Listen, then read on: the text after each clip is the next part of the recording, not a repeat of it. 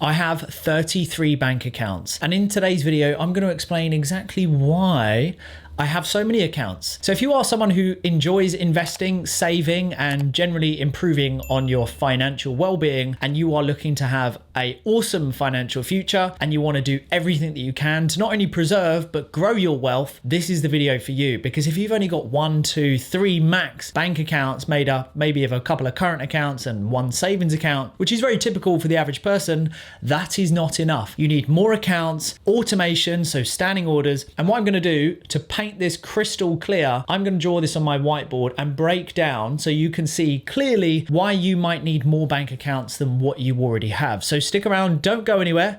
Let's head over to the whiteboard. Okay, everyone, this is my banking structure and why I have multiple accounts. As you can see, I've got a lot of bank cards there. I won't show you them all, don't want you getting all my details, but I do have a lot of accounts. Most people don't even realize that you can have this many bank accounts, but there is method behind the madness, as I'm about to explain. So the reason I have so many accounts is for easy visibility, easy financial filing, financial forecasting, easy accountancy, and pension planning. So let me explain this ecosystem for my finances. Now, for every income stream that you have, and let's say income number 1 is your job. Okay, so you're getting paid from your employer. This is side hustle number 1, 2, and 3. Okay, so we've got 4 streams of income. So what we're gonna want, and the way that I set it up, is open up 4 current accounts, giving us a total of 4 already. Now, these are going to be classed as our holding accounts. The reason being is we always want our gross income to hit this account so that at the end of the financial year, we know what we've turned over or generated in revenue gross per income.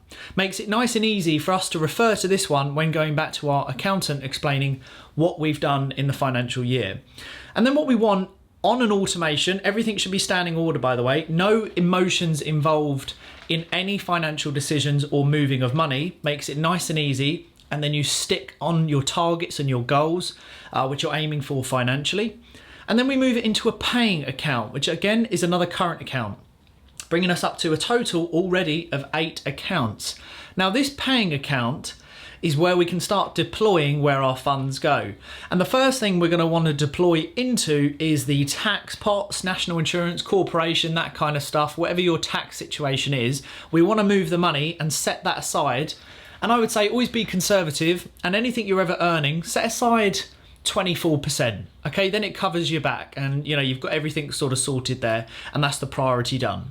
Again, that's another 4 accounts. But there are a lot of banks now that actually have tax pots within the accounts that you open, which you can set up on an automation where they set aside the tax for you.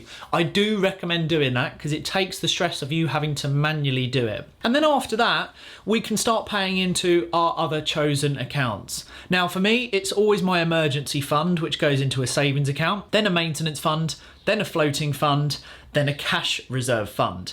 If you want to know more about what these individual funds are and why I have them, I do have other videos, or leave me a comment and tell me which one you'd like me to do a video on, and I can explain it a little bit more. But I'll always pay into my reserve funds first. That's another 4 accounts, bringing us up to 12 already. Then it will go into another current account. So we've got 1, 2, 3, 4, another 4 accounts, bringing us up to 16. War chest, which is venture capital. I like to have liquid cash ready to make quick decisions on opportunities. Then it is fun money, so things you might want to do as a family. Then charity, I think is important to give back. And then family holidays. I have 4 business accounts as well. So if you're someone who is looking to generate side hustle money or generate a full-time business, maybe get out of your job, you're gonna wanna open up business accounts, maybe with Metro, Monzo, or Starling, and you can have multiple business accounts. From there, I have marketing funds for every one of my businesses. And again, just in current accounts, or you can build them into the actual bank that you've opened it up with, and you can set up maybe like a savings pot. But I think it's important to have liquid marketing funds for each of your business so you can reinvest. Again, that's another 4 accounts.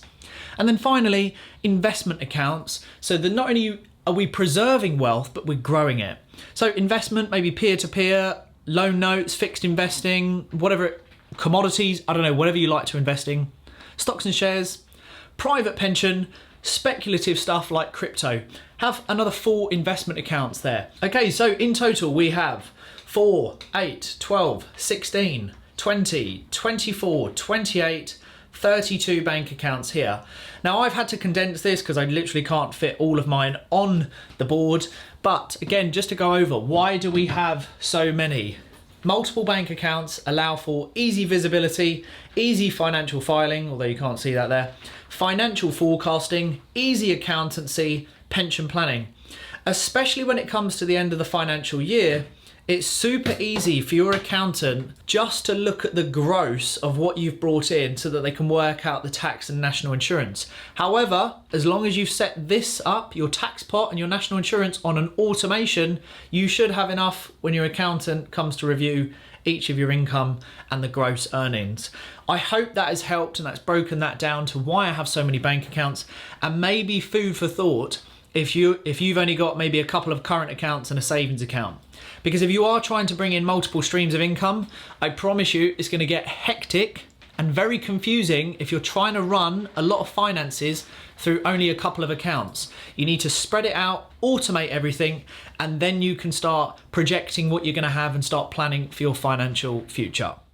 So hopefully that has painted a very clear picture to why you may need so many bank accounts if you are generating multiple streams of income, to which is why I have 33, because you can see they easily rack up when you are correctly managing your money. Not only do I want to preserve, but I want to grow my wealth. But the most important thing for me to be able to do that is visibility. I want to see what comes in and what goes out, how I can make improvements, how I can increase on my savings, investments, what needs to change. But most importantly, I really want to emphasize the fact that you must take emotions out of finances. You can't be making manual bank transfers. If you are running a business as a sole trader or a limited company and you're paying people, you've got expenses, you've got your accountant, you shouldn't be doing things manually. It should all be set up on standing orders so that you can just oversee the actual bank structure itself. So hopefully that's helped. Hopefully it's given you some ideas that maybe if you've only got 1, 2, 3, 4 bank accounts, it's not enough. Because